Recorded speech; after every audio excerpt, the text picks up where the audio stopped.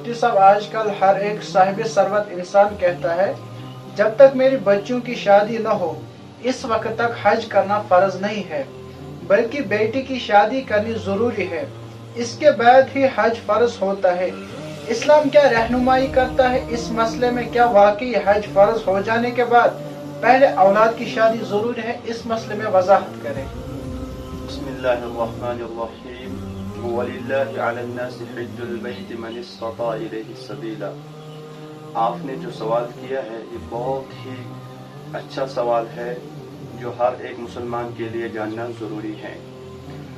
कुरान करीम का इरशाद है वलिल्लाहि अलन्नासि हिज्जुल बैति मन इस्तता इलैहि सबीला, यानी अल्लाह के बंदों पर वाजिब है कि वो बैतुल्लाह का हज करे।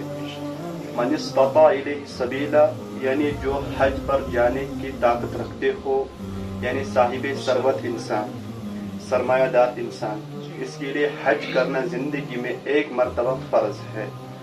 तो लिहाजा फर्ज हो गया, ये हज करना उस पर फर्ज हो गया, तो फिर उसको चाहिए कि इस फर्ज को जल्द अज जल्द अदा करे।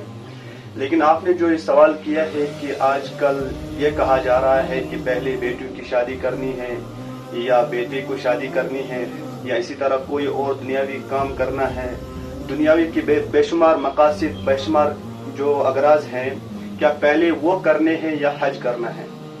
इस सिलसिले में मुसलमानों में बहुत गलतफहमी आम हो चुकी है।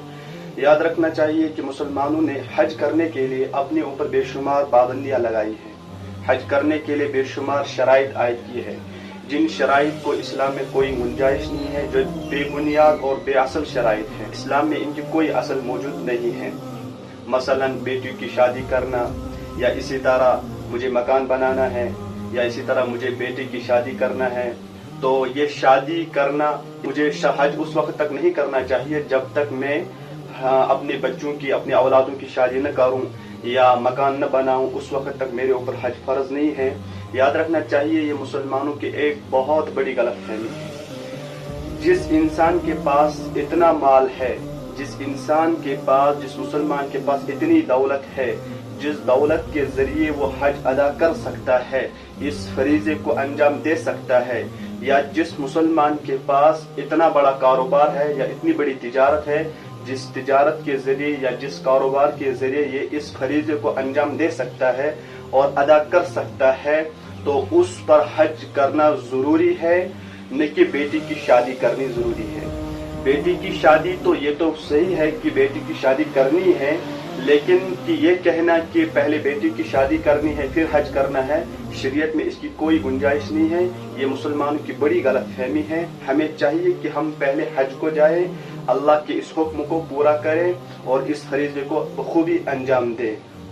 तो लिहाजा ये जो शराइत लगाई जा रही आजकल मुसलमानों में कि पहले बेटी की शादी करनी है, मुझे उस वक्त तक हज नहीं करना चाहिए, ये बेबुनियाद शराइत है। इन पाबंदियों और इन रुकावटों में इस्लाम में कोई गुंजाइश नहीं है, कि इसलिए कि मुसलमान को चाहिए पहले वो हज पर अच्छी तरह जाए।